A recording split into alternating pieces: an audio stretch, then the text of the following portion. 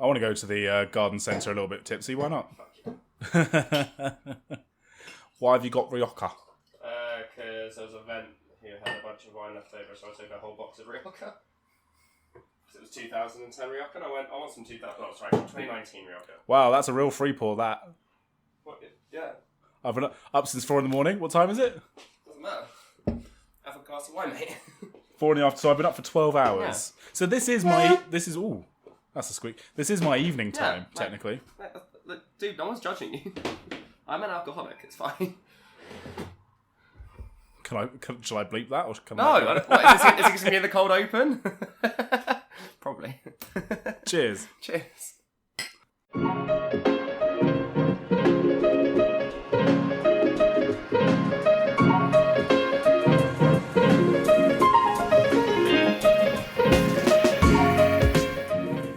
Welcome to Magic the Flavouring, the Magic the Gathering podcast. We talk about all things magic, flavour design and lore. I'm your host, Andy Mann. Hello, I am also your host, Nathan Cancel. Oh. You didn't like that, did you? No. It was new.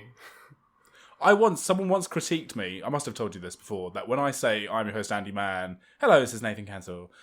That was Is that how I sound? No, sorry. That they went, it sounds like he's your guest on the podcast. Yeah, I suppose. I don't know how much I love that. I like how you automatically then just push the mic slightly towards me. Do you remember in the old days when you're louder, I'm softer. I was just way more. You're deeper. And I just boomed out, and then I had to push the mic right up to you, and I had to sit like 2 meters away. It's not quite so bad. The problem is when I bark laugh, it goes like way too loud too quickly. So when you bark laugh, barf. But, barfing is a whole different Lark. thing. Larking. When you lark. Cute. We're here to talk about the Outlaws of Thunder Junction, and I'm going to delve a little bit into the deep big score. I was going to say, we've got to do the big score Yeah, as well, because right? it's part of the same set. I think that's actually the most interesting part of the set. This is our Flavour Picks episode. Now, I don't think... Look, Thunder Junction's been out for a while now. I think the kind of hard feelings about it... Cat's out of the bag.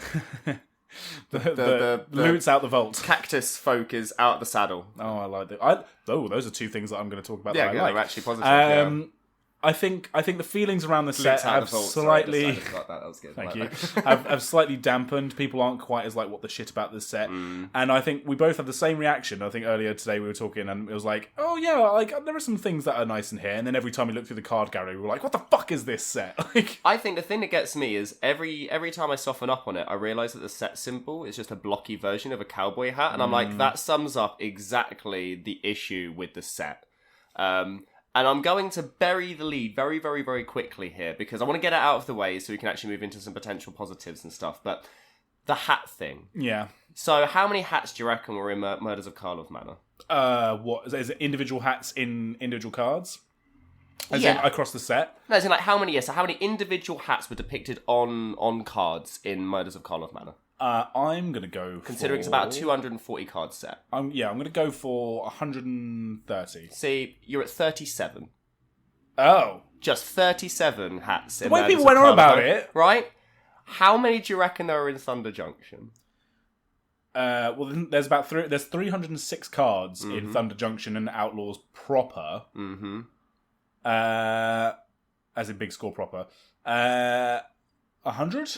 200. Jesus Christ. So, you've gone up nearly, over 6 times the number of hats, and it felt, to me, equally egregious.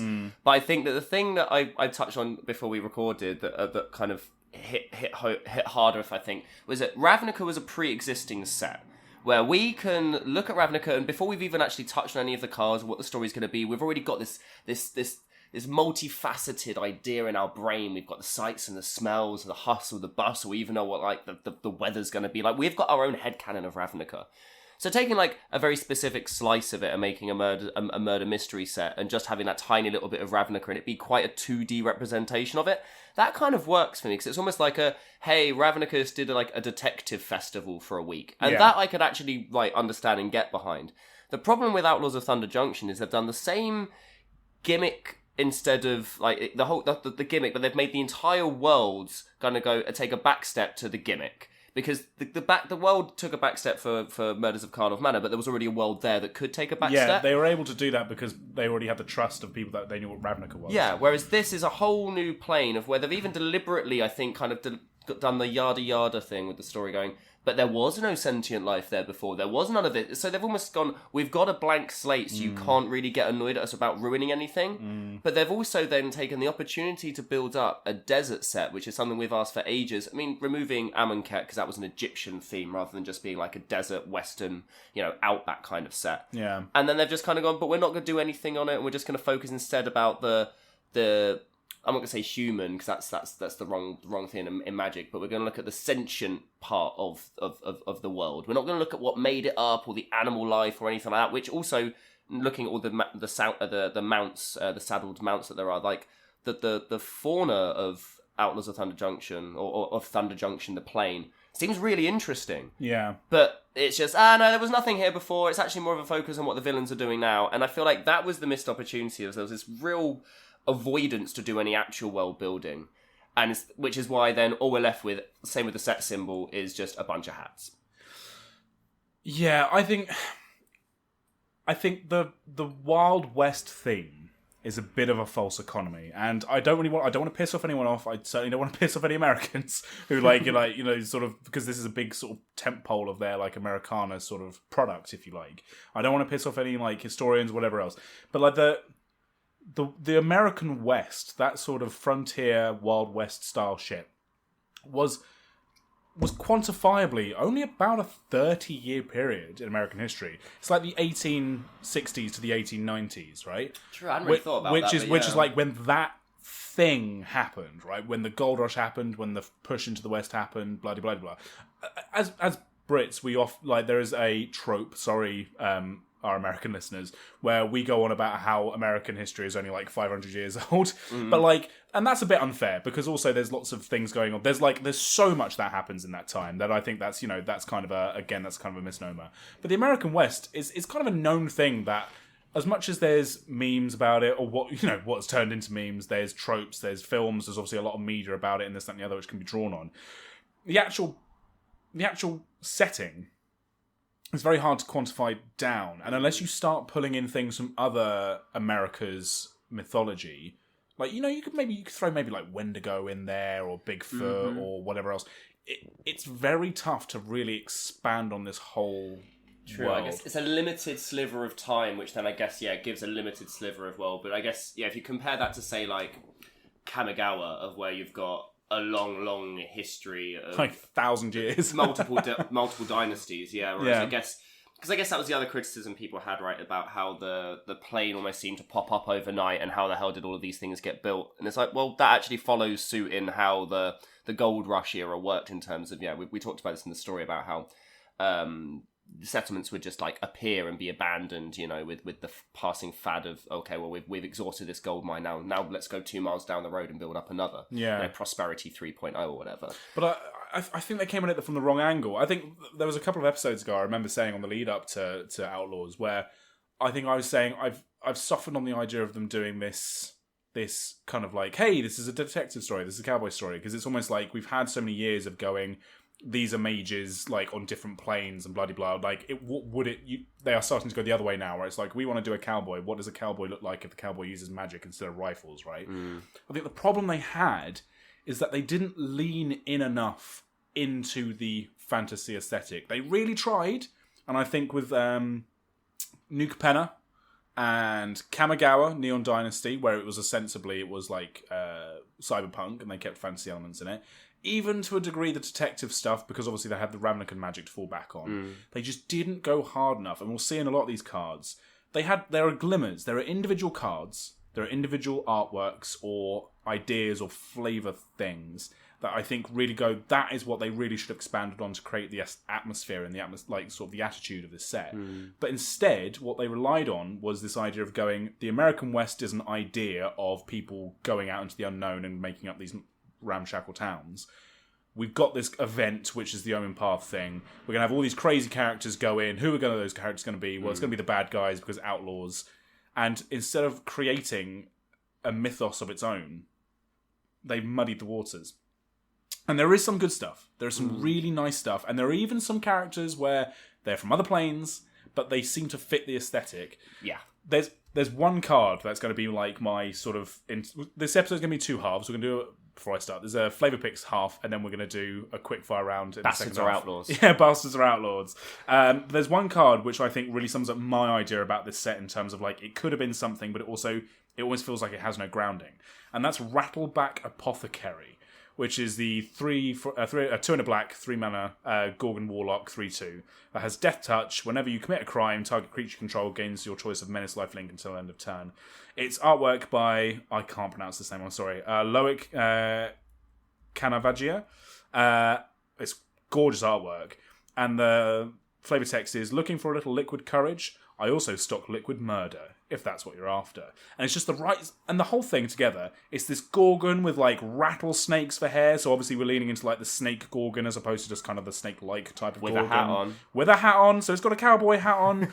But, like, she's got her own dress, which looks like she's from a different plane. She's clearly not from Thunder Junction. She's got these tinctures, and she's a snake oil salesman, right? Which in itself is kind of a trope. Yeah, the snake, the poison. What's the idea of it? Of where you have to, isn't it? That you have to finish like a whole bottle before like you get the antidote. So I can't remember how the trope runs, but it's just the whole thing is it's the right side of twee with the little, you know, it's liquid courage or liquid murder. Like it's not too kitschy, and this works in a bubble. For me, this is like snakes, the Old West. That seems to make sense. But then when I pull back from this card, I'm like, oh, yeah, but I can imagine. I imagined if they did a tribe or a faction in Thunder Junction that was Gorgons, because they're snaky and they're kind of like a bit tricksy and they're like, you know, quick draw, like with the stare and the glare and everything. You can see the concept. God, yeah, 2 Gorgons quick drawing against each other. But if you cool, pull right? further back and you go, but actually, what the fuck do Gorgons have to do with the American West? And I think that's the problem, is that no matter what they do, they can bring in all these different characters from different planes to fill the gaps, but because there's not enough to go on,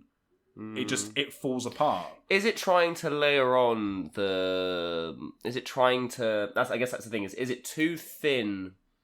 Like, is the equity of what they're trying to do with the West too thin to layer on Magic as a game? Is Magic too thick a game to put on such a thin premise? No. And I'll tell you why. Because we had Battle Bond. True. And Battle Bond was an entire set. It wasn't a block or anything, but it was a single set that had one premise, and that was there is a plane with an arena. It didn't even leave the arena. No. The arena, you had pairs, and they fight. And obviously that was a concept set for like a style of play that you were going to do, because it was all two-headed giant. But it was one concept that they lent completely into. But this one, especially with the big score added in on top, it's a cowboy set, but it's also a heist set, and it's a baddie set, but it's got to push the story. Yeah, it's got to push the stories. And then it's also got this other thing, which is like another set in between. And instead of that, they should have just done, it's a quick draw competition. And the bad guys from around the multiverse are going to come to it's the Quick and the Dead. You know that Sharon Stone film, right? Fucking sick. Then you can have Gorgons doing their shit, and you can have Wizards doing their shit, and you can have like, oh look, who's this new challenger? And fucking Marquez is there, you know. So kind of like the Death Race plane, but instead of it taking place across 3, because they realise if you're going to focus something around a competition, you're probably going to need more than one plane. Well, the Death Race, they could have just done that instead. The Wacky Races set looks like on paper it'll work, because the concept is about the fact that it's all different planes. Yeah. It's built around that idea. This is the idea where they went, well, people have been waiting for a cowboy set, but we want to do this. And by all means, fucking do the Borderlands thing. You just didn't need to also muddy the waters with all this other thing. Yeah, it feels very half and half. It feels very much like we need to do a heist plane. We want to focus on all these bad guys without there being too much recompense. Again, it's the idea. They probably went into the boardroom and went, right, now we've got these Omen Paths going. What's like the biggest and coolest things we can do? And they were like, well, we already do enough like hero team ups. They hated the Gatewatch. Everyone found War of the Spark to be a bit twee. Yeah. And even March of the Machine was a little bit, okay, we've got all of the Planeswalkers together, because fair enough, like even we've bemoaned the fact of doing all these superhero team up things is a little bit done, you know. I mean, Marvel fever is definitely died off. Yeah. And I guess for them it was very easy for them to go, well, we always focus on the good guys, what about if we focus on the bad guys? But the problem with that is that you're then turning your bad guys into good guys by having them to be protagonists anyway. So and the way Magic works is the story isn't super, you know, like they're not the best necessarily like super nuanced like narrative of where you can follow a bad guy, and like they've done it in the past, don't get me wrong, but for an entire set, it's kind of difficult to be just following a bunch of bad guys and then being true to their character. Yeah. I guess this is straying more into the story side of things, but I guess the whole point is if this is what you're trying to tell through the story, what's left behind. But it relates to the cards, because there's a lot of card mechanics where you just sort of think, why are they there doing this thing? Like, some of them make a lot more sense. Like, Honest Rustine. Yeah. Is another one of those cards, which I think is a bit of a Flavour win, because the attitude of that card, and the attitude is a word that I'm going to use a lot today, because I feel like it would suit this set to have an attitude. He looks like exactly the kind of character that would be like, he's, again, another sort of salesman character, this kind of like pioneering character, being like, I'm going to go to this other plane, sell my spooky bollocks. And, you know, he looks great as a cowboy. Would you like to buy my spooky bollocks? Lazav is another one, which has got attitude. He looks great as a cowboy, although, you know, again, why is he there sort of thing. But, like... We'll get I liked him. But, like, there's a certain tone to it, which I think they could have really taken, which is kind of like... The idea that there's lots of warlocks in this set. I personally really like the idea that... But it makes sense to have warlocks in a place where you don't have inherent, like, ley line. And this is the thing, right? That the thing that pissed me off is the fact that it's a set that's all about somewhere that no one's been really going to before. And the elements of that were really interesting were these random cactus folk that suddenly gain sentience, which, as much as we can lean into it a little bit, you don't really get a full kind of diagnostic of it. I like the idea that the thunder of Thunder Junction only really started forming and coalescing once people were like, it was almost like once the mages were there to channel the ley lines started activating. Yeah. Because there was no one there to channel the magic of the world. So the world just sat being inert for ages. Now, that's really interesting. If you built the fact that over the last 2,000 years, since the Formori plonked this vault into their barren plain, that there's been essence leaking from the vault, slowly building this kind of mystery that's creating this stuff, you know, that had that been the lean in, then that would have been much more interesting. It kind of felt like all of that was just yada yada put on the back foot because, hey, let's look at Kellen finding his dad, and by the way, look at all of these bad guys, isn't that cool? Yeah. And as you said, it just doesn't work sometimes where you just go, hey, look at all of these guys, and you go, and? Yeah. Because you just sat there going, for what? Yeah. You know? And it was even true within just the posse that we get, you know, like Oko's gang. Even just within them, there's a few that you're like, but why? Why are you here? So expand that to another 30 or 40 legendaries, and it starts to become really obvious that certain things just don't fit and certain other things do, and it's not that they didn't necessarily care, and I guess, like, for them, they don't have to make every single card feel like it fits within, like, you know, and you can scrutinise to hell and back. Like, sometimes it's just good to go, we're going to put all of these people in, we need to actually make sure we've got the signpost uncommon for all of the different colour combinations, so who are we going to put in, like, and I get that they've got a box tick, and it always comes back to the, what's your artifact removal spell? What's your anthem effect? What's your bounce spell? Where are you adding in the plus keyword, you know, onto the cards? Like, that part of things you can't really do much about. But what you can do is you can layer on extra flavour from the plane onto those cards that, because you're from a plane that doesn't really have any flavour, potentially doesn't work here. Yeah. I think that's probably where that falls flat, is where you had all these little nuggets of Ravnica in the Murders of Karlov Manor set that made me go, oh, but I wanted more of that. Whereas here, you've only got maybe a couple of little glimpses of this is what Thunder Junction's like, because Thunder Junction didn't have any personality deliberately. Mm-hmm. And the only slight fractions of personality you get, for me, again, that's the thing that holds me back. So I go, I would have liked more. Yeah. Seeing as we touched on it very briefly, we should probably talk about it properly. Mechanics. Yeah. Lots of cool, new, not repurposed mechanics this set, right?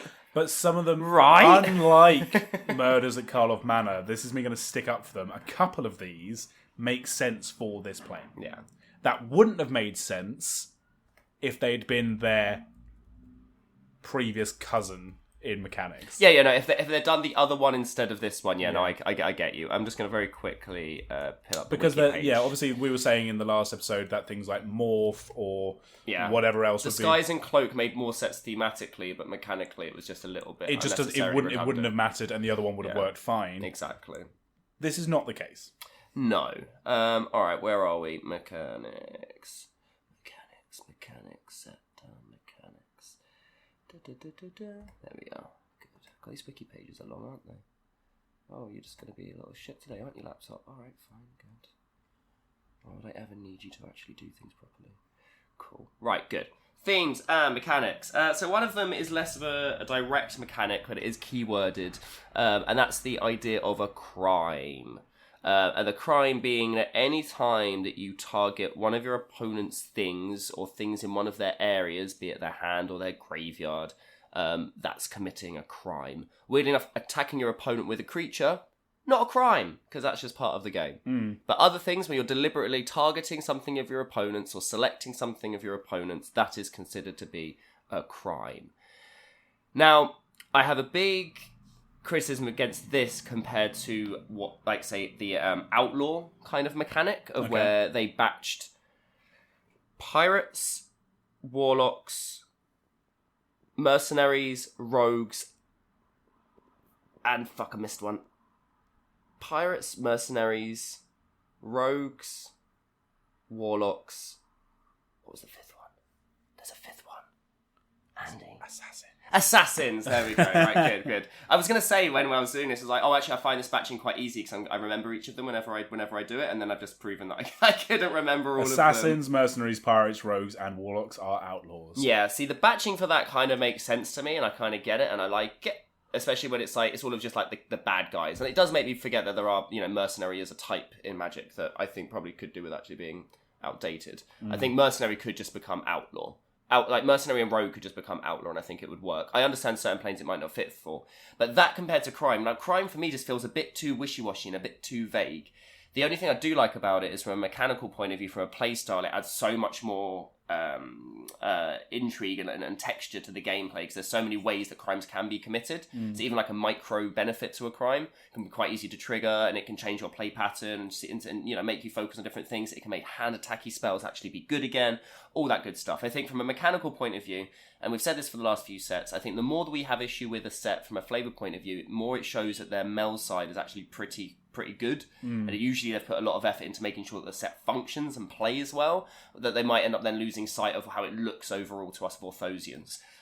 So those two things I think are both fine, crimes and outlaws as a batching. Outlaws, see, because they did historic in Dominaria, and everyone loved that. And then they did the party mechanic being a wizard rogue again, which is kind of annoying. I wish they didn't put batches where certain creatures can be in both. So a party cares kind of makes rogues a little bit OP, doesn't it? It does, because rogues can... Rogue already had a bunch of extra support through Prowl in Lorwyn and Morningtide. So Rogue is already, like, you've got a lot going for it, but it's weird that it overlaps party and outlaw for Rogue. I quite like outlaw, if only for the side of it where it makes all those cards that you think thematically should work together, it does make them work together in, say, a commander deck, for example. Sure. You know? And I think there's a few cards where specifically you look at it and you go, oh, actually now that's quite cool. Or it's also maybe one of those things of where maybe there should have been certain commanders they looked back at and they go, right, let's replace the word rogue or replace the word assassin and put outlaw instead, so it counts not only assassins but all of these other types as well. Yeah. Potentially.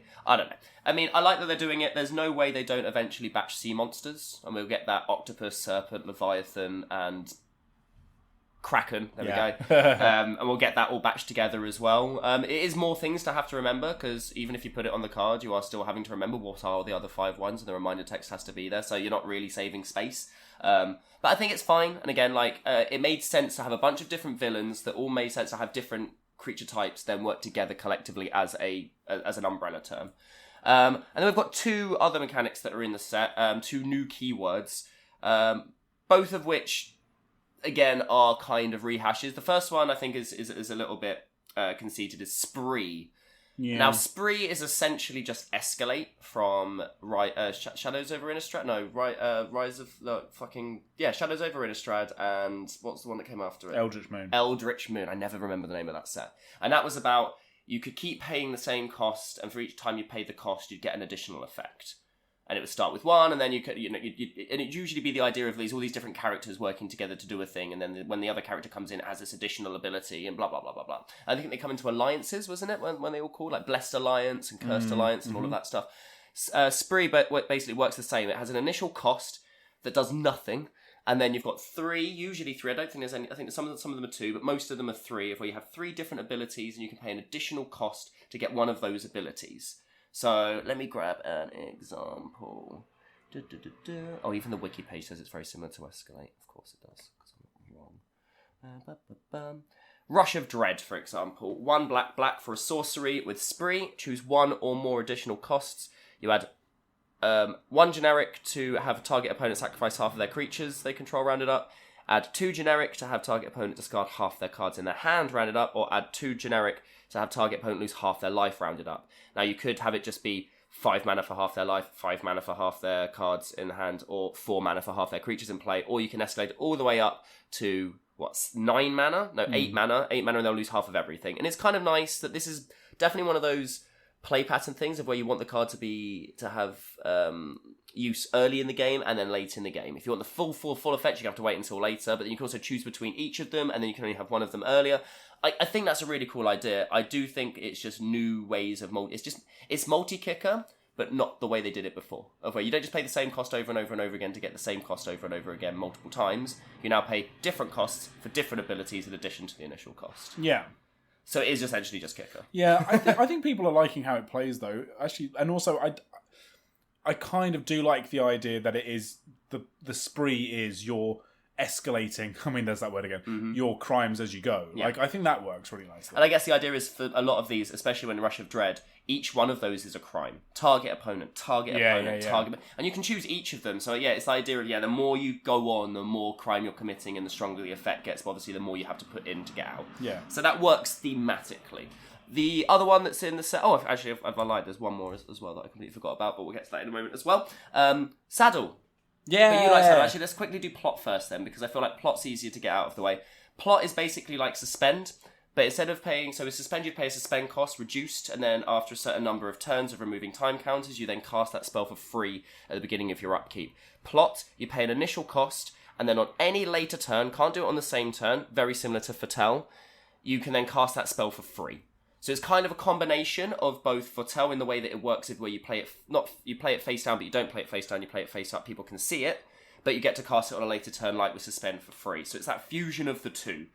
Again, is it one of those things of where you could have just chosen one or the other? Potentially. Is Foretell too allied to Kaldheim to be used elsewhere?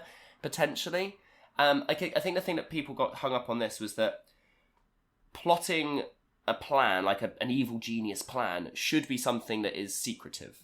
So why is plot face up when Foretell is face down? Like, surely a prophecy, you tell the prophecy and everyone knows about it before it gets told. Whereas when you make a plot, it's a plan that you then reveal once it comes out. So I feel like the face up and face down aspects of plot and Foretell should absolutely be the other way around. And it's kind of funny of how they can kind of take a mechanic and go, well, we need to change it slightly for how it works in the set. But then the flavour actually works like against it rather than for it. Yeah. Which, again, that's just a little hiccup on my side. I think plot also works really well with the set. It's really cool to have this idea of where you can load up all these spells and fire them all out later. Like, oh, you weren't expecting this, but I mean, the problem is that they absolutely were expecting it because they saw you plot it on turn two. Unfortunately, it's a case of they've used a mechanic too well before. Yeah. And it's detrimental now. Yeah, right? And that's, again, it's an issue where you have a finite amount of design space, where you just keep having to tweak old abilities, and it's like, that's fine and dandy to a point, of where I'm really glad to see them, like, I don't think Discover is as egregious as I did initially compared to Cascade, for example. Yes. But the further you go on with this game, if the more of it you're doing is just, thank you, ridiculous douchebag in the green car, if the whole point is that they just keep finding, they need to keep tweaking old mechanics, it's that sometimes you are going to find that you've got it right the first time, and now you're just kind of shitting on it a little bit, you know, like certain things can just be reused, and I'm concerned because we've now got to almost I guess it's only 4 sets in a row of where they've done this, where they've gone, and we've got this mechanic already, we're going to change the name of it, change it slightly, and it's kind of maybe a little bit worse. Because if Magic is going to consistently do that, it means that Magic used to be good, and now it's collectively not good. You know what I mean? That's the slippery slope that I'm not happy about. But vehicles are old hat, mate. No one cares about vehicles. Let's talk about mounts. Mounts. Oh, I like mounts. I'm going to say before we get into anything else that the varied creatures that you can ride in this set, I love this. It's so cool. And some of them are like, you would not get on the fucking badger. What's it called? I will go through them in a minute. Thank you, because there are some sketchy things to ride. The badger is the stubborn brownfield. But yeah, so saddle is tap any number of other creatures you control with total power 2 or more. So if it's saddle 2, total power 2 or more, this mount becomes saddled until the end of turn. Saddle only as a sorcery.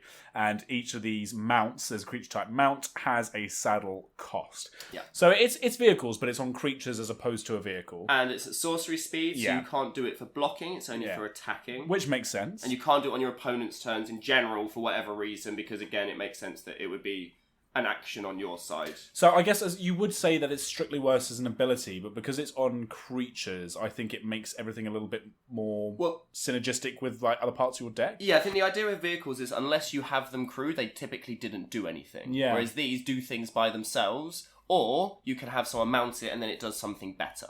I suppose from just a complete gameplay perspective, artifacts had a lot of utility because a lot of people used to turn their vehicle artifacts into creatures via turn artifacts into creatures, whatever. Yeah. And then suddenly they would be able to attack and have the abilities that they would have had if they were crewed. But, that's by the by. There are 17 mount cards in the main set.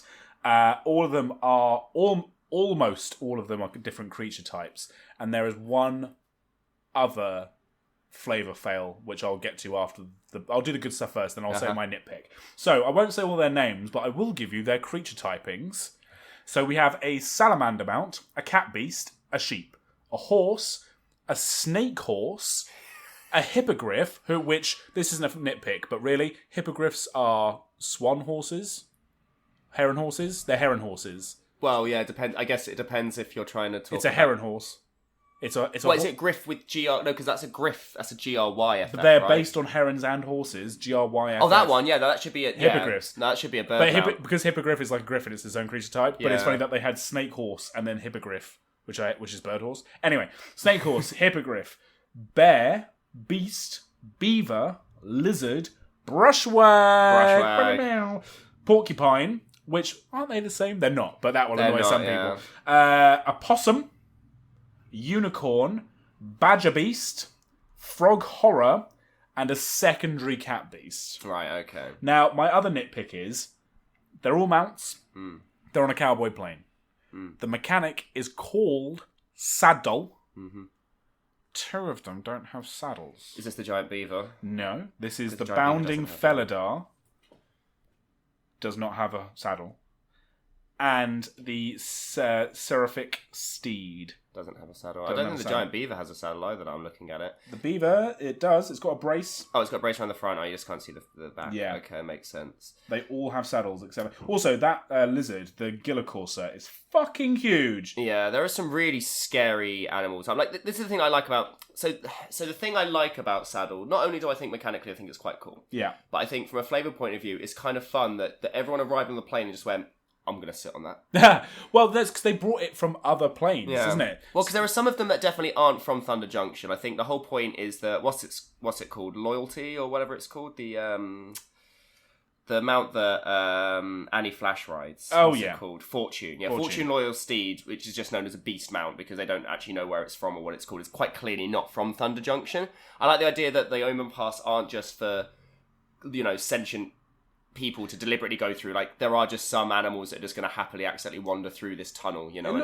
looks really like a Felidar, doesn't it? It does. It gives me jackalope kind of vibes for some reason as well. I think the idea that's quite funny is that there are some mounts where they just went, it's stupid and we're going to do it anyway, like the brushwag and the porcupine. Like, you wouldn't sit on something that's made of spikes. No. And whoever was brave enough to go after that badger, because that badger it's a 6-legged, like, extended jaw badger, and badgers are sketchy enough as they are. Okay, and so I think it's one of those things that's quite. And also the caustic bronco. Whoever thought, like, where this snake horse came from, it needs to get back there, and we never need to visit it. But it's like Equilor or some shit, like some really random plane. Who thought they would cross a horse? Because I reckon again, there's another point of where they went, oh, what can we cross horses with? And someone went, oh, can we cross it with a snake? Yeah, vicious. I love it all. I think it's again, this is a really silly set. It's just a silly set. It's Cowboys, right?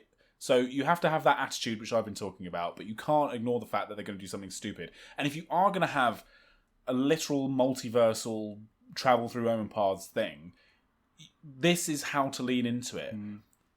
oh my god, some fucking weird herders brought all these crazy creatures in from other planes. Oh, look at that weird Gorgon sitting in the corner. They're a bit mysterious. They've got a bunch of like weird potions and lotions. Not a who's who of fancy dress cowboy land. Like it's this. I think there's a real line, and this shows where they could have towed it. Yeah, and they didn't. Yeah, I think another thing that I found that it's funny that you mentioned the Gorgon thing, because one of the biggest notes I had was at no point in the story or the set do we have vampires from different planes looking at each other, going like, "So how does it work on your plane?" Yeah. And it's a perfect opportunity to have one vampire standing in the sun while the other one's standing in the shade, like, and just a little bit of flavor text of like, "I don't understand how you can stand that," or something, just something that's clever and not shit like what I just said. Or like you have an Etherborn stood next to like a Sengir vampire, and one of them's like, "You're a fucking vampire?" Like, do you know what I mean? Or even the flavor text, like the term "quote unquote" vampire is more flexible on some planes than others. Yeah. Something that's a bit tongue in cheek like that would have been quite interesting. Similar thing, Gorgons, multiple Gorgons meeting each other, and someone being like, "Shit, you have snake heads at the end of your tendrils?" Yeah, why are you a snake person? You know what I mean? Like, that would have been quite fun and interesting to see. Like, like a Naga with a fucking Kamigawa, snake folk, like an Orochi. That's the kind of crossover that I feel like, if you're going to do a city villain plane, then this is the kind of place you could have lent into that a little bit as well. Because there was a lot of tweeness in the set. Fuck me. A lot of cards that I hear the name of, and I really just... And it's funny because I don't know where the line is for me. Because there are certain things like One Last Job or 3 Steps Ahead. And I'm like, that's fine. Yeah. That's fine. Cactarantula. Oh, now. See, I don't know why, but that really fucking annoys me. That's the one you went for? Yeah. That's the one you went for. Because they were like, why? So for me, it annoys me. It's a plant spider. I'm like, but why? But why did you have to make a spider out of cactuses? But why? No. But that's the cactus magic, Doesn't sound good, which we know nothing about. That's it, just taking the form of a giant spider because it probably saw one from another plane. Why are all the other spider folk humanoid? Right. So the fact that you've had to give me that information when there's clearly space for flavor text that could have given me that information. But there are other. All right. To your point, there are 2 cards that fuck me off, and I'm sorry, Wayne Reynolds. You were a great Is this like Loan guest. Shark? I love your artwork, but I'm sorry you got this fucking commission. Fucking Loan Shark. What is that? What is that? He's clearly got gills. Clearly needs to breathe underwater. I mean, the whole thing is just like, that is pure unset. And then the one next to it, on my phone at least, Holy Cow. Yeah, I've got Holy Cow down as well. I knew you were going to pick that up. What were they thinking? So many people love it. So many people are and that is exactly what is wrong with Magic. But you know why they love it? To their audience, but their audience isn't why us. They love it is because it seems like it should be funny. And we live in a generational age where people would rather seem to be funny than actually to find something fucking funny. Well, this is where is the meme more important? And I ran out of breath with this argument a little bit when I got to, because I was looking at this town ain't big enough, and I was like, well, that's annoying, but actually makes sense. Like pistols, isn't there a card called High Dawn or something like that? And there's but there's tropage. Yeah, and then there's fucking. Because Full Steam Ahead was the card that I stopped at, and I went, see, they've been doing this for years, right? Macabre Waltz is actually a pun in and of itself. Yeah. And this is all the way back in original Ravnica. So maybe it's us just having... I think the issue for us is that the gimmick is also being supported with a combination of like this not TikTok, Fortnite. It's almost like Fortnite-y meme quality crossover, and it almost feels like whatever integrity there used to be, if there was even, that they seem to get by with, seems to be slipping more, and it's harder for me to find. But it doesn't seem to be that a lot of people care as much, which means that they're going to keep pushing that envelope, which is what scares me. Well, shall I tell you what I think it is? And I think it goes back to my argument with a lot of the unsets, where it's like they're trying to show how funny they can be, and that undermines the joke. Is that a dad joke? And I think I've said this exact thing about unsets. A dad joke is funny because the conceit is that we all understand that it's going to be shit. But it's about how shit, and also the trick of if the person telling the joke and the joke itself can still make you laugh. It's like it's an achievement. It's like they've gone, we've made you laugh despite the fact that the conceit is we know it's going to be bad. These are dad jokes. Holy Cow, Loan Shark, puns are types of dad joke, right? They're one-liners. But no one is asking to have this game undermine their expectation of it. And instead, this is card stock. This is shit that we have to play with and look at. And we also have to ratify it from a flavour point of view of, where did this shark humanoid come from? What plane is this guy How from? does it survive? Like, even like, again, like, no, not to shit on you, Wayne Reynolds, but how did he even put that shirt on? Yeah. It doesn't make sense. I mean, yeah, you can say it buttons up, but I think there's one thing that he's wearing, it's quite clearly pulled over his head, and it's like, but that doesn't work. The fin. You know, it's one of those things, when you have to suspend your disbelief this much, at that point, what's the point of having any kind of element of realism? There was loads of fan theories about, like, maybe the cows of this plane are inherently, like, holy, and you think, but that's also not Old West. They herded them and fucking ate them and killed them. Yeah. Also, if white mana can manifest itself, if white mana is able to manifest itself into angelic wings on a cow, why aren't there naturally appearing angels? Yeah.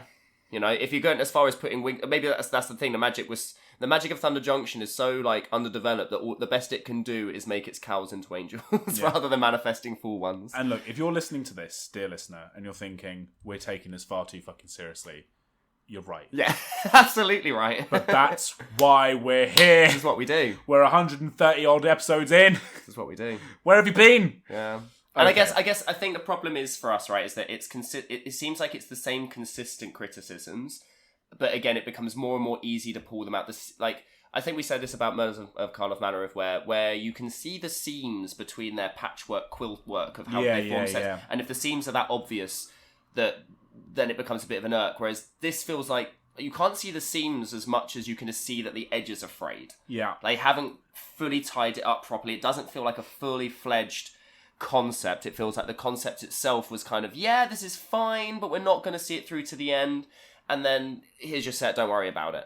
Even the fact that they shoved big into the end of it, to the point, like, again, they might have justified this multiple times to everyone, still people was really confused, like, well, what's big coming out with? It's like, well, you understand, Wizards, of where you keep pushing and clusterfucking these things together, of how it's causing dissonance with your player base, right?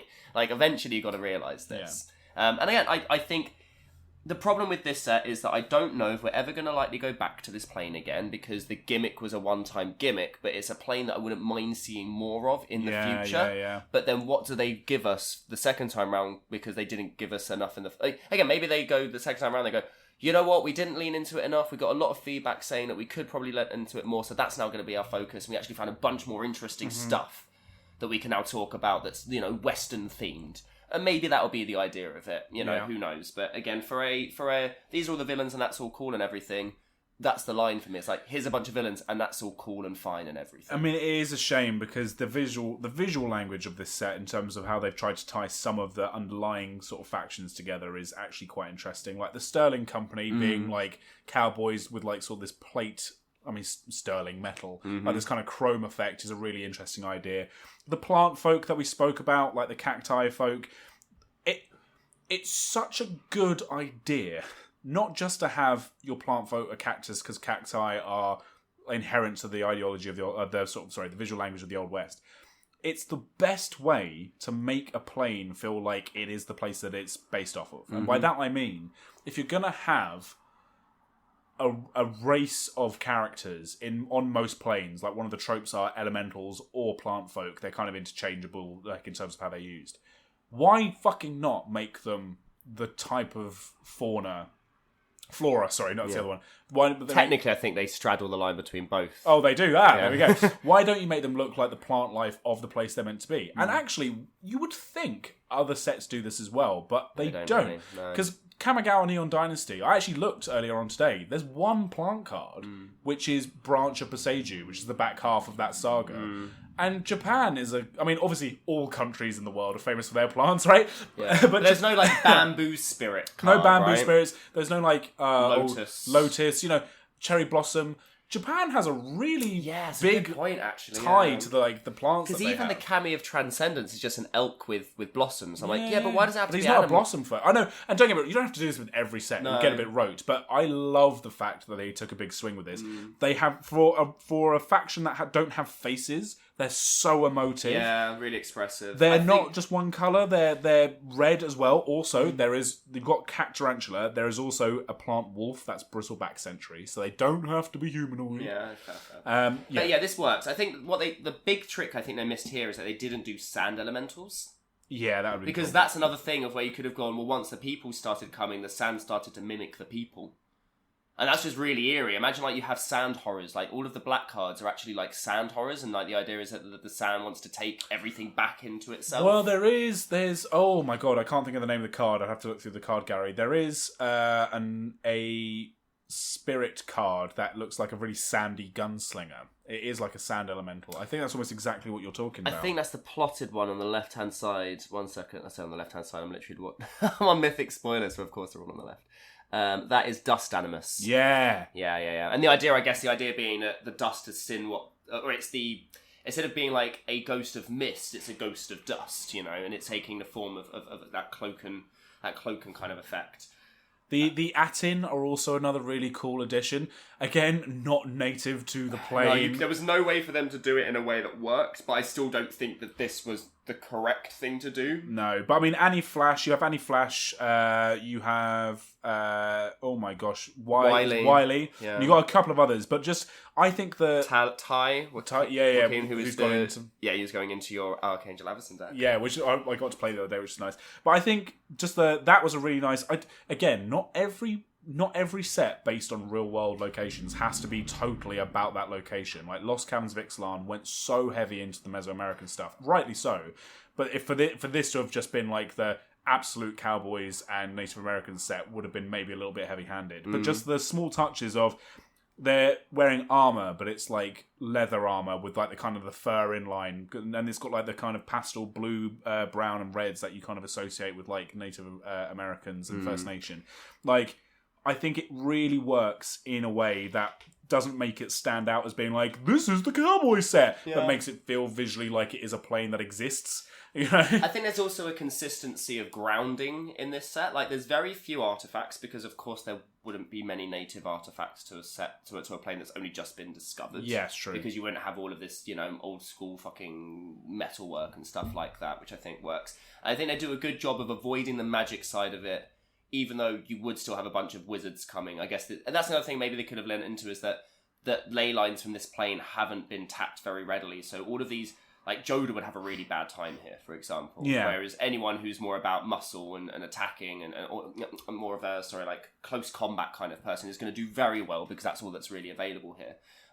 Again, I think it's not a matter of necessarily missed opportunity. I think it's more a matter of it would have been nice to have a bit more depth and less focus on look at all of these bad guys. Yeah, I agree. Which is, again, the point of the set was look at all of these bad guys. It's just a shame that the backdrop didn't meet that. Because I think that's a really cool idea. We're going to pick it to pieces in a minute. But I think it's a really cool concept. It's just a shame, again, that the backdrop was kind of left to languish when it could have been something much better. Yeah. I mean, we could keep going on and on. There are some wins here. There are some losses. Quickly, I'm going to show you a picture of a card, just the artwork, and I'll tell you its name. And then you're going to tell me what the card does. And then I'll just get this bugbear off my back. This is called Pillage the Bog. That's the artwork. What does the card do? Give me a rough idea of what it should do. Get something back from your graveyard. Yeah. It's look at the top X cards of your library, where X is twice the number of lands you control. Put one of them into your hand and the rest of the bottom of your library in a random order and plot for 3. Yeah, I opened this card. What the fuck is wrong with that? I opened this card. I've recently built a Myco Tyrant deck, and I looked through and went, well, this doesn't do anything for my deck. Yeah. What the fuck?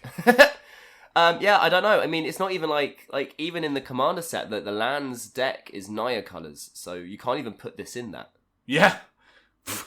Jesus Christ. It feels weird. Also, how do you plot pillaging a bog? You can't plot. You submerge it at that point, right? Yeah. I mean, I'm obviously using the different meaning of the word plot, but yeah. Again, it's fine. It's fine. I'm less angry about it than I was when I was reading the cards, but I think that's because I've now had enough time to kind of like it's done and it's dusted and it's out of the way, and now I can look to the next. I saw an advert for Magic Madhouse, which for those non-UK listeners is the UK's biggest distributor of Magic cards, and one of their adverts was like the latest set, Bloomborough. I was like, fuck it. We're literally like only just over a week out of the set being released. Yeah. I guess for them it is very much a look at this. I think Bloomborough is going to be their next big win, just because it's a fairy plane, and it's kind of a return to standard, right? It feels which people like want to have. It feels like a return to lore that everyone's been asking for anyway. Even though we're going to get that anyway as well. Which how are they giving us this really cool anthropomorphized set, and then they can also then give us a lore that doesn't either feel like Eldraine or Bloomburrow is going to be actually really interesting to see. But yeah, I think Bloomburrow is a perfect kind of palate cleanser of where, the gimmick is everyone's an animal, but I feel like the story is going to be a bit more to get our teeth into. Yeah, and it's going to feel more prevalent on the cards as opposed to just being, here's this cool story, and then here's the set, and they're kind of a little bit divorced from each other. Right. Should we ask the burning question? We're going to be playing a game. Yeah. Nathan, explain the rules of the game. So, we're looking at every returning legend. So, every legend that we've seen from another set that is now here on Thunder Junction. There are loads that are new to the set, but we've never heard their name before, so we're not going to bother talking them about. And we're going to decide whether it makes sense that they're on the plane, or whether it makes no fucking sense at all as to why they're on the plane, or if there's maybe a middle ground, there's a middle ground. But because of our jovial way of mispronouncing the title of the set, we are going to call this little game Bastards or Outlaws. If you're an outlaw, you deserve to be here. If you're a bastard, you need to get out. Get back. Get out of here! Get down that Omen Paths. Get in. Run you out of town! I do like the fact there are varmints in this set, though. Yes. We haven't mentioned that. Varmint, I love that. It's so cute. They're disgraceful, horrible little critters, but God, do I actually really enjoy it. Now, with the big score, with Outlaws of Thunder Junction set proper, and with the Commander decks, there are 76 legendary creatures. A lot of those are non-Thunder Junction based creatures because of the Commander decks, right? Mm-hmm. I didn't bother to put them out. I'm quite literally sweating out. So my place has this lovely, great open bay window, but my God, it's the first day of sun in England. Yeah, and spring has decided to hit us. And I'm immediately not ready for it. 29th of April. So you'll have to maybe bear with me because I've got the Scryfall page up and I'm just going to be looking through anecdotally in my mind to be like, oh yeah, the returning character. If I miss one, Nathan, you might have to catch it, but I think I'm going to get more. So, This is going to be not quick fire. We'd be dead in a quick draw competition. This is going to be hasty fire, because obviously I've got to read them out. Okay, you'll answer predominantly, and I'll decide whether I agree with you or not. So Outlaws is good, Bastards is bad. Is that correct? Yeah. All right, let's go. Breach is the Blast Maker. Okay, right. So I actually have a general thing. The crew in general all kind of get a pass. Yeah. Because they were all justified within the story for being there for better or for worse. Okay. So I have more of a criticism against Gisa and Geralf than I do about the pirates that very clearly Vraska went there and went, hey, I'm going to do this cool thing on a plane. I need some guys. And Malcolm Breach clearly both went, fuck yeah, I'm in. Yeah, cool. So Outlaws are Bastards. He's an outlaw. Okay, they're Bastards because I can't stand the fact that they've overused them in the past few sets. True. Get out of town. Fair enough. Bruce Tull, Roving Rancher. Okay. Oh, I like this one. No longer a rando ally. Quite like that. They took away the ally from the back of him. I didn't like that on his being in this card initially. Why is he an ally? Great that he put a shirt on, despite the hotter climate. That makes sense, right? Well, it's more of like a shoulder bodice. In his card, he has 4 different famous, 3 that I can definitely identify. Ox of Agonis, Yoked Ox, and Vigor are all in there. I think it's a very cool idea that he's herded various oxen from across the multiverse and he's brought them here. Outlaw. Yeah, I agree. Ariette, the Beguiler. We've already spoken about this once. Why... This one feels a bit tenuous. Yeah. I mean, I'm not going to say she's an actual bastard, but it feels like in the crew she didn't need to be there. Yeah, bastard. Get out of here! Fibblethip, Lost on the Range. He has a season pass to be literally anywhere, so long as it's wildly confusing for him and amusing for us. It wouldn't have surprised me if he was the one in the vault. Yeah. 100%. Always an outlaw, Yeah. I know, obviously, I try and rally against meme culture. I can buy into that. Yeah, this one's fine. Lost on the Ranch as well is just great. Yeah. It's just the name and everything. Geralf the Fleshright. Geralf I like because they needed a medic, and it's very hard to find a villain medic. That was fine for me. I don't know. I don't think he would ever leave Innistrad. I think that... So the justification is that they had a really good story as well, and in the story it justifies why he wanted to travel to other Omen Paths. He wanted to see whether people's magic works the same. He's asking the questions that I ask of Magic Story, and then actually goes and fucking tries to find out about it. Is he your plant in the Magic Story? Oh God, no! I hope not. I really don't like cadavers. Does that make me geezer? Oh yeah, sure. All right, so it's an outlaw for you. I'm outlaw, but only because the story justified it. All right, I'm undecided. I think zombies on a cowboy plane is a bit weird because there aren't that many dead folks. I disagree. Because when they're in the story, they kept being like, all of these corpses. I'm like, there's been no one here forever. Well, yeah. But they probably would have killed them quite quickly. Well, yeah, again, there's lots of quite dead violent. bodies. Okay, fine. Gyrrid, Mirror of the Wilds. Oh shit! This is the Naya Ravnica guy that was also in another Commander set. I like. The reason I like him is because he went. No, I don't really like being a Gruul. Oh no, I don't really like being Naya. I'm going to be Gruul, and then he might feel like I don't really like being either. Can I just go and not be affiliated with the guild at all, and just go and do it elsewhere with all my cool little token dudes because he's an animal guy? Yeah. That works. That's fine. Very much like Bruce Tarr. Yeah, very much so. Yeah. So he's an outlaw. Gisa, the Hellraiser. See, I had more of an issue of when she said, "Oh, she couldn't have not come along," and I was like, "Wouldn't she not go along if it meant being avoided?" She's away. I mean, the thing against this is the two of them quite clearly have a love-hate relationship. They clearly care very deeply about each other, even though they pretend they don't. But that initial conceit doesn't work. I think she'd initially be like, no, fuck off, go and do your adventure. I get all of your corpses now. So I'm a bit bastard for Gisa. Yeah, so am I. I just don't know. We just didn't need them. No. Gonti, Canny Acquisitor. He's fine now with in it. Sultai. I'm kind of really fine with it. One, because it meant I got to play the deck, and I got to Villainous World for X's 14 and then X's 22 on Tuesday last week, which was a lot of fun for me. I also like the fact that a Kingpin, after the consulate's been taken over by the rebels, and then everything's kind of be going okay again, he's probably going to be ousted. It makes sense for him to go, or for them to go, oh, I want to actually go and take over and be a Kingpin in a whole nother place. Yes, I think he's an outlaw. He's got a fancy hat as well. Yeah, I think anyone would have a fancy hat. Hazazon, Shaper of Sand. No, that's not a new one. He's from the Commander. From the Commander one. You're right. Yeah. Honest Rutstein. Oh, old before, younger now? Question mark? No, But it's funny they called him Old Rustine before. Oh, I see what you mean. I thought it was just because it was like he looked old in the picture. Yeah, but he looks kind of the same age in both of them. It's just funny that he went from Old Rustine to. But I kind of like this idea of Old Rustine.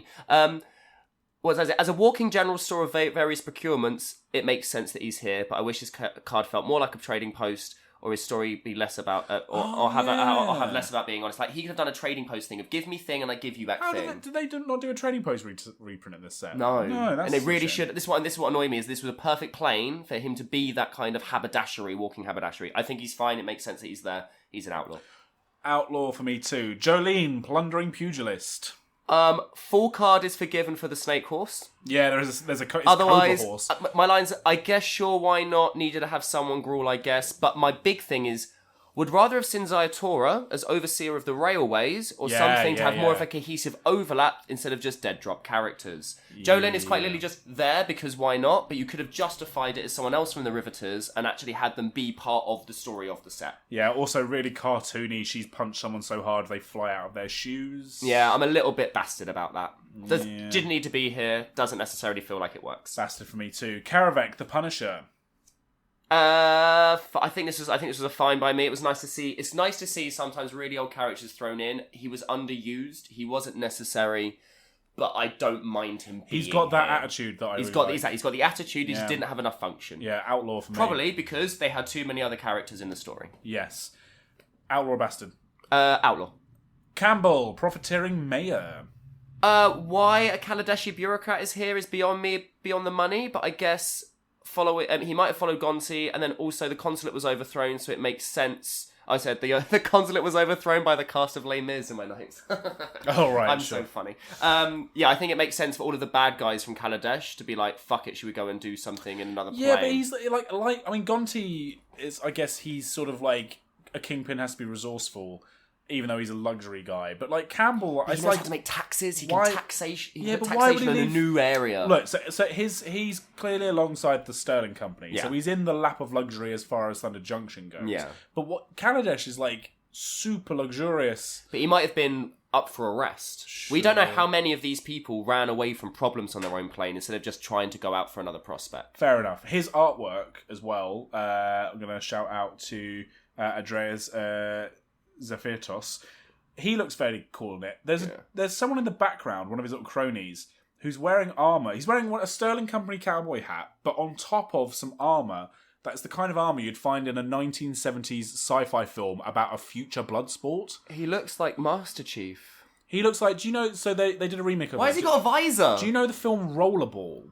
No. It's a 1970s film about, it's basically American football, gladiators on roller boots. Is this what they make the joke about Spoofle in Family Guy? Yeah, probably. Yeah, that where he's running and he has to put a ball in a thing. Okay. Yeah. I have seen this, but I haven't seen the film, but I've seen images of it. Look at the 1970s trailer and it will give you... Yeah, he looks like a Power Ranger. It's very anachronistic. Very weird. Yeah. Kellen the Kid. Kellen, fine.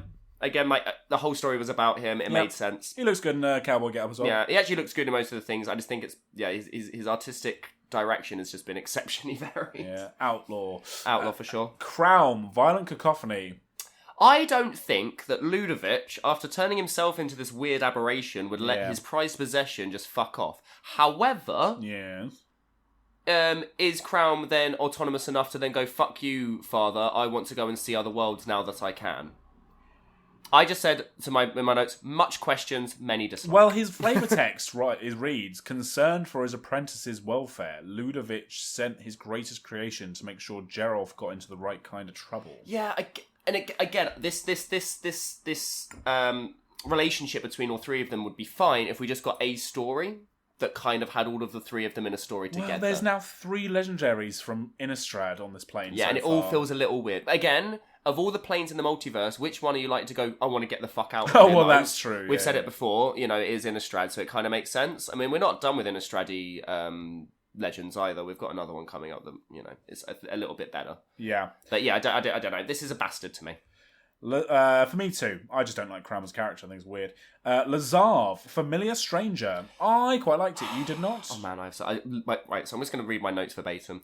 Literal get the fuck out. 1, you have a fucking guild to look after. 2, you're now a detective. Where's your fucking hat? Not the cowboy hat, the detective hat. Yeah. 3, no, he's not familiar. It's not a clever play on words. Fuck off. 4, why isn't he disguised? Why is he out looking like Lazav in just by the wanted posters? And 5, what is the art saying? Is he all of those people? Yes. Are all of those people his own bounties? Yes. So why is he familiar if he's all these different people and each person's different? Fuck off again for good measure.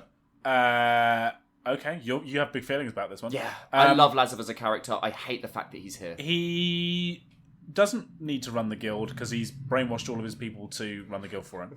He is looking like Lazav because on a plane where no one knows who he is, they're after all the people that don't look like Lazav. So he can look like himself and get away with the bounties. How many other guild leaders are on this fucking plane, mate? Touche. He's familiar because his eyes are blue and all the posters are blue, so everyone's like, who's that blue-eyed guy? He's familiar. I like that. That sounds like justification. But this is Stranger. Look, he's an outlaw for me. In love with a familiar stranger. He's got the attitude for me. Yeah, no, it's just, for me, it was all of the reasons I hated him just being thrown in the back of Murders of Karlov Manor, but threefold. Had we not seen him in Karlov Manor at all, and then seen him here, and suddenly like, oh, he's been on Thunder Junction, that makes sense. But the fact they put him in both, and in both times put him in a stupid gimmick hat, when he's literally the master of disguise, I don't know, man, it ruins everything. Okay, so outlaw for me, bastard for you. Bastard. Magda, the Horde Master. Calhymians, I've called them. Calhymians get a free pass. They're always looking for adventure, not the Eldraine kind. And they know how to traverse own paths properly. And I like the fact that she's found scorpion mounts. Must be very novel for her. Yeah, there's a scorpion dragon in the back of one of our artworks. Sick. As a rule, if it's not just people randomly there, I will like and accept it more. Yeah, I think outlaw. Yeah, outlaw. Malcolm the Eyes. Also outlaw. I put him in the same boat as Breaches. Makes sense for Bastard, put him in the same boat as Breaches. Yeah, fair. I wish they would get in a fucking boat and fuck off back to Ixalan. Oh, here we go. Here's the meme from the releases. Marchesa, Dealer of Death. No. Yeah, she's awesome, but she's a damn queen for fuck's sake. You can't just casually step out for vacation. She's put her crown in the hat. Bastard. Does she have bastard? Does she have time? Like, she's quite literally just on the last card we've seen her in is on the backside of a battle of her fighting for her plane, and then suddenly she goes, ha ha ha ha ha. It's all of the reason I would justify Gonti without any of the justification for Gonti. Yeah. Yeah, bastard. Not for me. Nope. What's the new one? Oh, Obeka, Splinter of Seconds. Got story relevance, and fucking hell, she's cool. Chronomancy is a funky thing to write. Yeah, I fucking love Obeka. I was trying to describe some of the characters to my girlfriend, and I went, she punches time. And my girlfriend went, okay, is there any explanation? I went, no, deliberately no. And it's awesome. Yeah, like when she hits you, you forget your last 5 days, and you go back to last week. Yeah. Now that is incredible. Yeah. I'm sorry, yeah. The fact, had she not had a story written about her, I still would have liked her just for splitter of seconds, even though she doesn't have split second. Ooh. I also find it annoying that she's a really, really cool character, but because she's so funky mechanically, the decks that she ends up building are just so ridiculous. I'm never going to build an Obika deck. Yeah. But they're both quite cool conceptually. I've always liked her design as well. She's got like this glowing sand hourglass like on her waist as well. She's fucking hench. Where's she? We don't know where she's from yet, right? No. Because she's got the same looks as Strixhaven, Arcavios orcs. But she's an ogre. But she's an ogre, of course, yeah, and also not wearing a hat. And She's got a ridiculously cool fucking mohawk going on. Yeah, she's got like a asymmetric cut. Yeah, very cool. Very cool. Outlaw for us then. Yeah, outlaw. Okay, this one I'm unsure on. Olivia, opulent outlaw. Fine. She had to honeymoon somewhere. I like that she's in the Mardu colours for sure. Yeah. So initially she's in the same box for me as Marchesa. I'm like, what the fuck are you doing here? What's the point? God damn it! And then I'm like, well, they've designed her as being sort of this kind of I don't know what you would call it for the Old West. I was going to say sort of like cabaret act, but it is a little bit that, yeah. But it's that kind of, she's the sort of femme fatale in a big layered, lacy dress kind of thing. Yeah, over the top hat. I can't remember. I'm not a fashionista, unfortunately. A bustle? I don't. Oh god, No, we're so millennial boys. The bustle's the thing that you wear. I don't fucking know. Messing up my hair. But so this makes that's a line from a Family Guy episode. Okay. I don't know where that came from. Oh dear. Not Family Guy, American Dad. But I like the idea that she's beguiling people in a way that fits the plane. Yeah. It annoys me that she's an Innistrad vampire that definitely couldn't handle the sun. Oh yeah. But I also like the fact that she was just defeated at the end of the last story, so it makes sense that she'd have to go off somewhere else. The Anna Steinbauer art as well is fucking sick. It wasn't egregious as Marchesa. She scrapes an outlaw from me. Just about an outlaw for me as well, yeah. Rakdos the muscle. Fine. I said can't be scaled, barely utilised, but we found out recently that from the story implication is that he can scale himself, bigger, smaller. What did I say? Hee-haw, funny joke about being ridden, phenomenal bromance with Tiny Bones. So that's absolutely, it balances out. It's fine. I still think that we never got the why off the back of Judith being a twat. Yeah. And then Rakdos not being... It would have been even better if they tried to go to the place where Rakdos is supposed to be and he's just not there and everyone's like, what the fuck? Yeah, why was he sleeping there? And then we cut and suddenly he's here. That felt like the miss. It wasn't a miss that he's here, it's a miss that they still had a game with Lazav. Yeah. I don't care that people are here, it's just where were they last? And if there's no justification between where they were last and how they're here now, it annoys me that they're here now. So is he a bastard or an outlaw? I think he's an outlaw because it's fine that he's here. It's just ruined a little bit that they haven't justified it themselves. I think he's an outlaw for me too. Yeah. Riku of many paths. Is this even Riku? Is this just slush art? Why the fuck Where is his reflection? Why is he here? That's why it's so stupid. Like, come on. The only thing I like about it is, as a mechanically, it makes sense that we've got a new modal spell. Now we're making a modal spell a modal spell legend. Cool, fine. Nothing else about it is cool. I don't even think it's Riku. I think it's slush art. I think they just put Riku as the name for it. And again, where's his reflection? It just doesn't justify itself at all. Yeah. Mechanically fine, flavorful, absolute fail. No, he's a bastard. Both of them are bastards. Yeah. He and his reflection, they double can do bastard. Satoru, the infiltrator. Also kind of fine. Again, story implication was a little bit weak, but they needed someone to be able to break in and out of things, and he was used quite a bit, so I like it. He was always he both lockpicked and he had Crane that showed way. It felt justified enough. I don't like the fact there are ninjas in my cowboy set. Yeah, exactly. But then I've justified pirates because pirates are just cowboys of the water. Yeah, but pirates are ninjas just cowboys of the shadow. No, they're not. Cowboy. A card called Cowboys of the Shadow would have been sick. Right? That would have Satoru, Cowboy of Shadow. No, that sounds awful. Hello, Gavin. No, I'm looking for Mr. Verhey. Yeah, I've got a literal fucking genius he should hire. Oh, we're best friends. Okay, he's a bastard for me. Yeah, I like him. I don't like him here. Ninjas, cowboy plane doesn't work. Bastard. Selvala, eagle, blah, blah. Selvala, eager trailblazer. Literal scout, no notes. They're a good guy, aren't they? They're a scout. Oh, true. But not all of the So that's the thing. Yes, it's a Cowboy. Yes, it's a bad boy plane. Should we get some bow buns after Yeah, this? Yes, it's a plane of bad people, but not only bad people go there. Just because you're a bad guy does not mean you're a bad guy. Yes, it's exactly that. But, like, just because people end up at Thunder Junction doesn't automatically make them assholes, you know? Like, Raoul's there.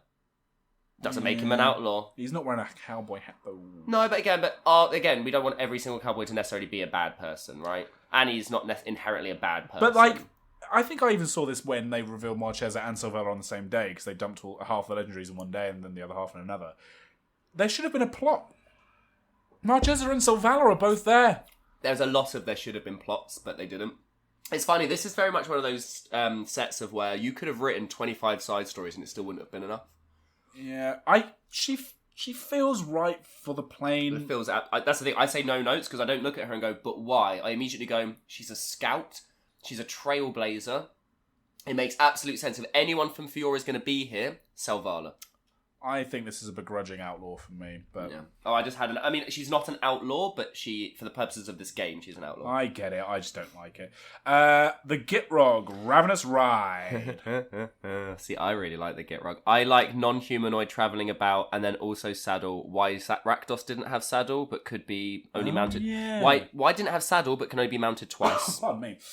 Also, complete someone check on Thalia. Oh, no. Because what does he do to his mounts? He eats them. He eats them. Oh, no. Oh, no.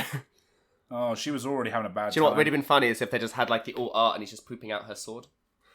I mean, they should have done an art somewhere where, like, you just see her, like, glove, like, stuck in his teeth or some shit. I just like the fact he's willing to let people ride them because they're his next snack. And I think, again, same thing with the Zayatori thing. I would have liked to have had more non-humanoids travel from other planes instead of just being a bunch of humanoids. Yeah. And I understand why, because outlaws are, you know, rogues, assassins, mercenaries, warlocks, and pirates. I got them all. But they're also usually humanoid. You don't get a lot of, I don't know. Mercenary. Yeah, I'm trying to think of one off the top of my head. What did I say? Did I say pirate twice? I don't know. I think I got we'll have to listen back to the tape. Sorry. So, fine. Yeah, I think it's fine. I like him. Yeah, I like the idea that he slowly, because he comes out the bog, right? He's the bog monster. So the fact that he kind of slowly just fucking flip-flaps into, like, through an Omen Path is kind of funny to me. I like the idea if there's an Omen Path that just appears at the bottom of the bog and then the whole thing just slooshes down. Yeah, he just into goes, it. Oh, here I go. Yeah, exactly. Okay, outlaw for me. Tiny Bones, the pickpocket. Fine, he hasn't really been seen elsewhere. His story relevance in the set was absolutely darling. I'm so glad that he's here. I kind of feel like Tiny Bones is on the road to being a complete meme. I mean, they've already given them a secret lair, right? Yeah, he already had a secret lair, yeah. He was riding on a bike. I think Outlaw. They fit. Yeah. Again, we don't know enough about them for it to be a betrayal of their character. Yeah. So incredible art by Ekaterina Burmak on this one as well. Yeah, it's quite interesting to think how many of these I give an automatic outlaw because we haven't seen much of them, so I can't unjustify their appearance compared to if I've known you from multiple sets. It's much more easy for me to go, bastard, get out. Because I know you from your plane rather than from this one. Yeah. All right, we've got two more returning characters. Okay. Vile Smasher, Gleeful Grenadier. I forgot about Vile Smasher to the point of where it clearly shows that they probably shouldn't have been here. I think it diminishes their character. I disagree. It's a dynamite. True. I can't just say one word. No, it does make sense. I guess, yeah, they like throwing explosives and dynamite, but they don't lean into... The damage. What does it do? Whenever you commit a crime, you do one damage. Whenever another outlaw enters the battlefield under your control, it deals 1 damage to target. That doesn't sound like dynamite to me, Andy. Does it sound like dynamite to me? Yeah, you're right, bastard. You know what I mean? Bastard. It could have been better. Last one. Vraska. I've got 2 more after this. Oh, okay. Cool, interesting. Right, Vraska also gets a pass. The silencer, yeah. Again, an assassin, probably the most famous assassin. The thing I didn't kind of like is that she always deferred back to swashbuckling in the story. I liked it-ish because it reminded me she was on Ixalan, but then it also made me think that, but what, is that now just her character? Because she she was a pirate for a bit, now she's just Pirate Gorgon? Yeah. You know? Yeah, I guess, but aren't assassins just pirates of the sewers? I take it back. I take it back. You're right. Yeah. And ninjas of the ninjas poop. Of the... God, you can tell the wine's kicking in. Again, most of the people in the party for me get a pass because of the story implication. She gets more of a pass because of the greater story implication on top. I don't think that makes her an outlaw, but it certainly doesn't make her a bastard. I'll say outlaw. Yeah. What are the two that you have that you have missed Nashi. Is Nashi a new card in this set? Or it's in the Commander set. But we've already covered other cards in Commander set. Moonsage's Scion? Does he not get a new... No. Oh shit, I'm just making it up. Yeah, true. That's and then the other one that definitely is a thing that we did... Oh, no, we did Magda. Yeah, no, that's it. Ignore me. Yeah, cool. That's everyone. Lovely. That's everyone. Fucking hell, that only took us 13 minutes. That's actually pretty good. There's so many. Yeah, it was just a lot, man. It's a lot. And again, we could then start looking through all of the ones that we haven't even seen before. I was tempted to go through all of the recent sets and ask, are there other people that I would have rather have had in the plane?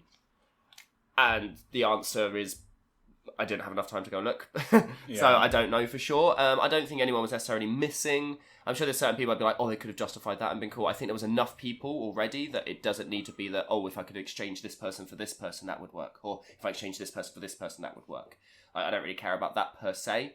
Again, the ones that had only been in a couple of other sets, already been in like a side set or something like Bruce and Tiny Bones, I think it's absolutely fine. It's nice to see them in another plane doing something else. Yeah. This is what Omen Paths should be used for if done properly, is, hey, here's this character you didn't expect to see here. They don't necessarily have super story relevance, but isn't it kind of fun that this place has cows and this person's really into cows? Yeah. So why wouldn't they be here? Yeah. You know?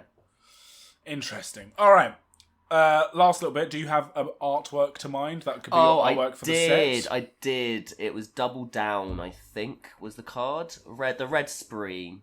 And it's mostly just because I'm giving more fanfare to the same artist that I call out. And I've actually got a little honorable mention to talk about quickly before we finish as well, because I think it's one of the few Flavour things in the set that I was like, that's great. But all right, so Double Down's your artwork for the set? Double Down is my artwork for the set. Oh no, Return the Favour. Sorry, Return the Favour. It's the copy a spell and then change the targets of a spell, red instant. Who's the artist? The artist, oh god, I'm going to have to put it into Scryfall because Mythic Spoiler's terrible. Return the Favour. Oh, because it's spelled without a U. Oh, it is. Great. Eli Minaya. And they recently also did Desecrate Reality, Get Lost. It's that same person that I called out for the Lightning Helix for Murders of Karlov Manor. Sick. Yeah. My artwork for the set is a token, and it has nothing to do with Cowboys. Copy. Interesting. Why? The copy token. It's the most fucking... We get some really good copy tokens in Magic the Gathering. I actually somewhat spit on that because I use a...